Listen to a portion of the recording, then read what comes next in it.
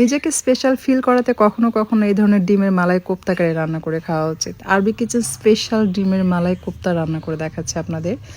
যে কোনো অকেশনে যদি কাউকে রান্না করে খাওয়ান, ট্রাস্ট মি, সে মুগ্ধ হয়ে যাবে আপনার এই খাবার খাওয়ার পর এবং অবশ্যই আপনার কাছে রেসিপিও জানতে চাইবে। এর জন্য আমি এখানে গরুর মাংস নিয়েছি, চর্বি সহ। এখানে 1 পিস চর্বি রয়েছে। সব মাংস এবং চর্বি একসাথে ব্লেন্ড করে কিমা তৈরি করে নিতে হবে।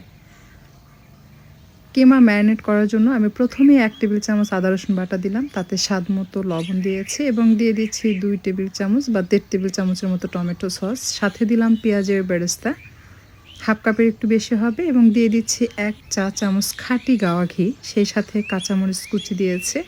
ঝাল যে যার পছন্দ মতো কমিয়ে বাড়িয়ে অ্যাড করে নিতে পারবেন। আর কিমা করে কাটা পেঁয়াজ কুচি দিলাম, সেই সাথে 2 চা চামচ ধনিয়ার গুঁড়া, 2 চা চামচ জিরার গুঁড়া এবং 2 চা চামচ দিয়েছি গরম মশলার গুঁড়া। সবশেষে সয়া সস এবং ধনিয়ার পাতা কুচি দিয়ে মাংস খুব ভালোভাবে একসাথে মাখিয়ে নিতে হবে। বাইন্ডিংয়ের জন্য আমি এখানে বুটের বেসন ব্যবহার করছি। প্রথমে বুট খোলায় একটু টেলে নিয়ে তারপর সেটাকে গুঁড়া করে ইউজ করবেন। আমি এখানে প্রায় 3 মুঠের মতো হবে বুটের বেসন ব্যবহার করেছে। ঝালের জন্য আমি এখানে 2.5 চা চামচ মরিচের গুঁড়া দিয়ে সব কিছু একসাথে মাখিয়ে নিয়ে হাতের মধ্যে কিমা নিয়ে তার সাথে একটা ডিম দিয়ে, অর্থাৎ সেদ্ধ ডিম দিয়ে খুব সুন্দরভাবে মাংসের উপরে লেয়ারটা যেন একটু পাতলা হয় সেভাবে তৈরি করে নেবেন। সবগুলো এভাবে তৈরি করে আপনি চাইলে কিন্তু নর্মাল ফ্রিজে 2-1 দিনের জন্য সংরক্ষণ করে রেখে রান্না করে খেতে পারবেন। যদি মেহমান আসে 2-1 দিন আগে এটা বানিয়ে রাখলে পরের দিন জাস্ট গ্রেভির সাথে রান্না করে সার্ভ করলেন, অথবা 1 দিন আগে আপনি গ্রেভির সাথে রান্না করেও গরম গরম সার্ভ করতে পারবেন। এই কোপ্তা ডুবো তেলে ভাজার প্রয়োজন নেই, অল্প পরিমাণ তেল দিয়ে জাস্ট গোল্ডেন করে ভেজে নিলেই হবে। কিছুক্ষণ অপেক্ষা করবেন, যখন নিচের অংশ লালচে হয়ে যাবে তখন উল্টিয়ে দিতে হবে। খুব সাবধানে এটাকে উল্টিয়ে পাল্টে নেবেন, তা না হলে কিন্তু ভেঙে যাওয়ার সম্ভাবনা থাকে।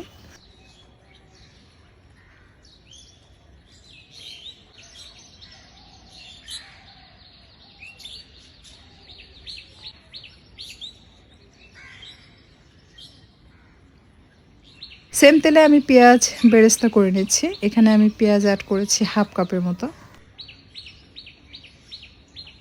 পেঁয়াজ বেরেস্তা হয়ে আসলে অ্যাড করে দিতে হবে গরম মশলা। প্রথমে দিলাম জয়ত্রী ফুল, সাদা এলাচ, লং, দালচিনি এবং কালো এলাচ। কালো এলাচ মাঝখান থেকে ফাটিয়ে দিবেন। এরপর অ্যাড করে দিচ্ছি পেঁয়াজ বাটা। আমি এখানে হাফ কাপের একটু বেশি হবে পেঁয়াজ বাটা দিয়ে কিছুক্ষণ ভেজে নিচ্ছি যেন পেঁয়াজের কাঁচা গন্ধ চলে যায়।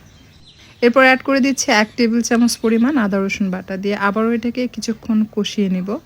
বেশ কিছুক্ষণ কষানোর পর অ্যাড করে দিচ্ছি জিরার গুঁড়া 1.5 চা চামচ, ধনিয়ার গুঁড়া প্রায় 1 টেবিল চামচের মতো, মরিচের গুঁড়া এটাও 1 টেবিল চামচের মতো, বা একটু কম ঝাল যে যেমন খান সেটা বুঝে দিবেন। গরম মশলার গুঁড়া আমি এখানে কিন্তু অ্যাড করিনি, এখানে অ্যাড করেছি আপনার রোস্টের মশলা 1.5 চা চামচ থেকে 2 চা চামচ পরিমাণ হবে। স্বাদ মতো লবণ এবং পানি দিয়ে মশলাটাকে খুব ভালোভাবে কষিয়ে নিচ্ছে। আপনি যদি রোস্টের মশলা দিয়ে এটা রান্না করেন, ট্রাস্ট মি, এটার টেস্ট মারাত্মক লেভেলের আসে। এই পর্যায়ে টক দই দিয়েছি হাফ কাপের মতো। খুব ভালোভাবে ফেটিয়ে নিয়ে চুলা বন্ধ করে টক দই দিয়ে অনবরত নেড়েচেড়ে মিশিয়ে নেবেন।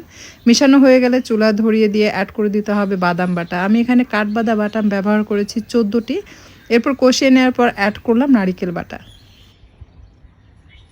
সেম রেসিপি ফলো করে রান্না করলে এটার অ্যারোমা আশেপাশে ছড়িয়ে পড়বে। এ পর্যায়ে দিয়ে দিলাম ঘন দুধ, 1 কাপের মতো দিয়ে এটাকে মিক্স করে নিচ্ছি। খুব ভালোভাবে মেশানো হয়ে গেলে অ্যাড করতে হবে গ্রেভির জন্য পানি। আপনি চাইলে পানিও অ্যাড করতে পারবেন, আবার চাইলে দুধ অ্যাড করতে পারবেন। দুধ অ্যাড করতে চাইলে অবশ্যই জাল করা রান্না করা দুধ হতে হবে, খাঁটি। বাসি দুধ দিবেন না, তাহলে ছানা ছানা হবে, অথবা গরম পানি অ্যাড করবেন।